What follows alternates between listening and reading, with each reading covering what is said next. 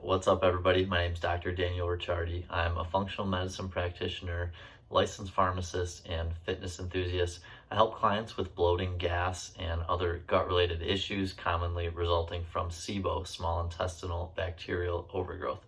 About a few months ago, I made a video, question and answer video about some very common questions that I get regarding SIBO, treating SIBO, and just overall gut and digestive health. Today I'm going to do a follow-up video with some additional really good questions that I feel like I've seen multiple times. Most people that have SIBO, it seems like I've gotten at least one of these questions from almost everybody that I've been working with, or just people I've had conversations with. So hope this is helpful and hope you enjoy it. I understand that there are some questions prepared, and let's have a look at them right now. All right, looks like we have all of our questions right here in this very nice, looks like punch bowl, or maybe even a nice iced tea container on a hot day. Sounds refreshing. So, all right, we have these questions in here. Definitely not prepared by me previously, and I definitely don't know what they all are, even though there's only 4 of them. So let's get right into it. First is, what is the first thing you should do when treating SIBO? So this one I kind of get asked a lot because I see a lot of people, they'll kind of just jump into taking antimicrobial regimens or just start something randomly. Before you do any of this though, it's incredibly important that you make sure that your detox pathways are open. And when I say this, I mean mostly constipation, making sure that that is not an issue. When you're doing a SIBO regimen, you're going to be creating a lot of toxins in the small intestine, large intestine area. We need to make sure that these are cleared out effectively so they're not reabsorbed by the body. If you're not going to the bathroom regularly, then there's a good chance when you're doing the treatment, you're reabsorbing the toxins, and that's when you can have a lot of additional symptoms. These are sometimes called die-off symptoms, which can be full body aches, can be headaches, can be rashes, can just feel general fatigue, can be a lot of excessive bloating, which is what I personally had. There's other ones as well. They tend to be kind of more full body symptoms as opposed to just one certain area of the body. So if you have methane dominant SIBO, also called IMO, this is much more of an issue for these people just because they tend to experience more constipation than if you have a hydrogen component or a hydrogen sulfide type of SIBO. And that is it for that one. So next one up, reaching in here, I'll mix them up really good. There's only 3 of them, but that's for your viewing entertainment. Is the carnivore diet good for SIBO? I've heard this a few times recently. So the carnivore diet, it's basically you don't eat any fruits, vegetables, grains. I don't think you eat nuts or seeds either. So it's basically just eggs, meat, I'm pretty sure.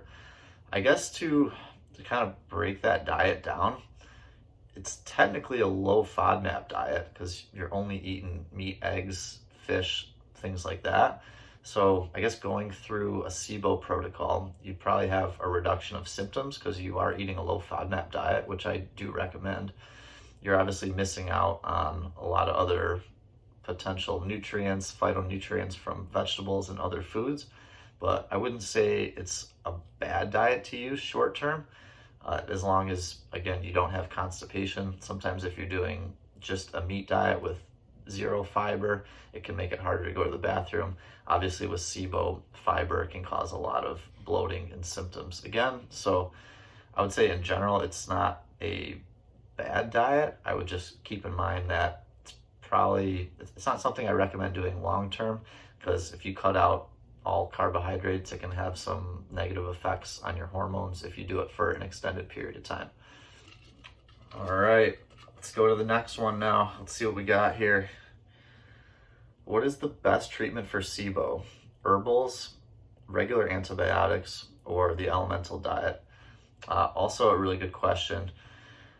It's probably going to be, it depends. I would say the one distinguishing factor that the elemental diet has over the other ones is, in general, and talking to other practitioners, it seems like the elemental diet has the potential to lower the hydrogen level readings on a hydrogen breath test more significantly after each round. that doesn't mean that the herbs and antibiotics aren't good in their own right. I would say the herbals, probably the best thing about it is they're relatively inexpensive, probably the easiest to tolerate. For antibiotics, one of the pros is it's a quick 2-week treatment if you're doing something like rifaximin with metronidazole or antibiotics similar to that, 2 to 3 weeks compared to 4 to 6 weeks for herbals. Yeah, with the antibiotics, they're a little bit heavier and can be harder on the GI tract, so you're probably gonna want to make sure that you're careful with taking probiotics probably during, if not definitely immediately after, to prevent the relapse. And then elemental diet, some of the negative things as well. If you saw my previous video on what is the elemental diet, it is a lot more expensive. You can't eat any other food while you're taking it, and it tastes really bad. But if you can kind of persevere through all those things, it can be a really good option and really help lower the amount of hydrogen in your gas readings and treat SIBO a lot quicker. So I guess all things considered, if you can afford, tolerate, and don't care about not eating food, and you have very high gas levels on a SIBO breath test, as in probably something over 60 to 70, try an elemental diet. I think that would be a great approach for you. Otherwise, the other options are equally good, or I shouldn't say equally good as well. They're different, but they're also good. Okay, last one up. Here we go. And what food should you avoid if you have SIBO?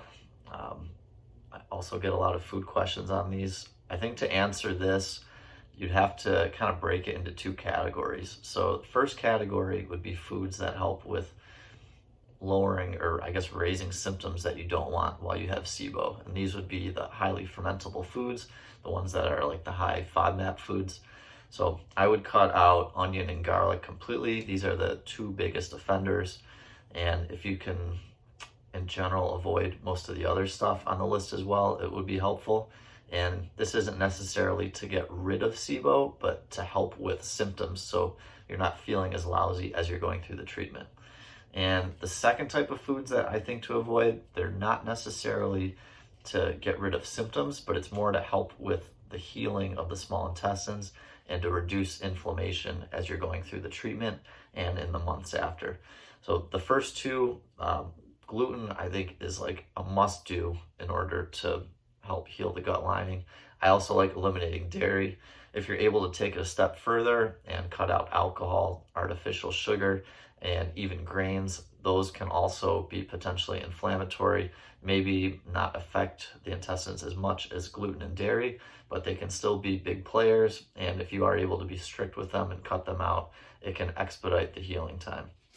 So that is all I have for you today on these questions.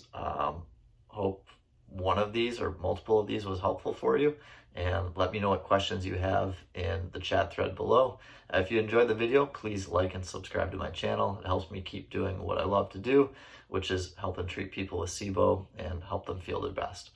Stay tuned for my next video, which will be Monday at 6 p.m. Central Time. Take care.